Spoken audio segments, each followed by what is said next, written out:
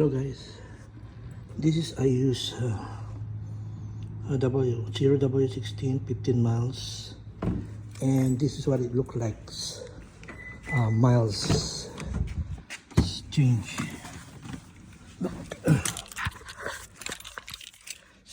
Almost 7,500 on that oil. See, look.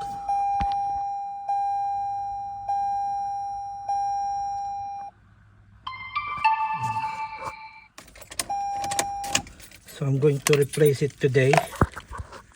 A new oil.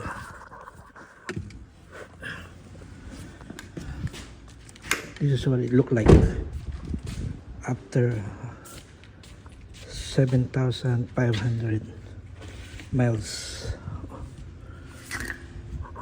Oh.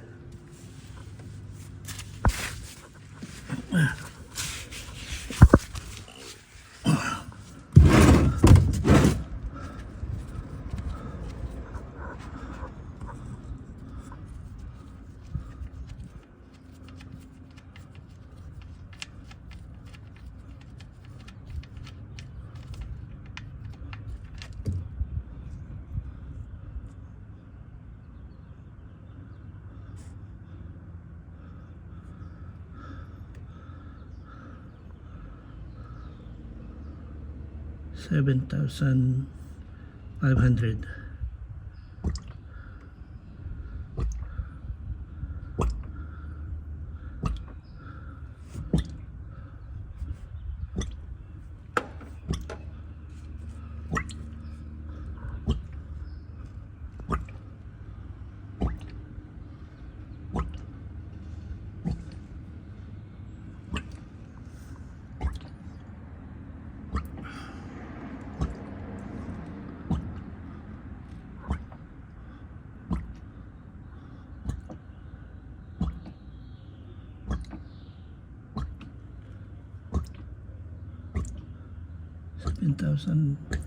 $7,500, almost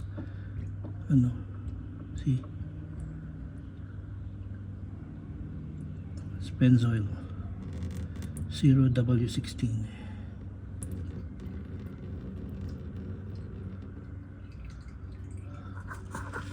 Okay, bye.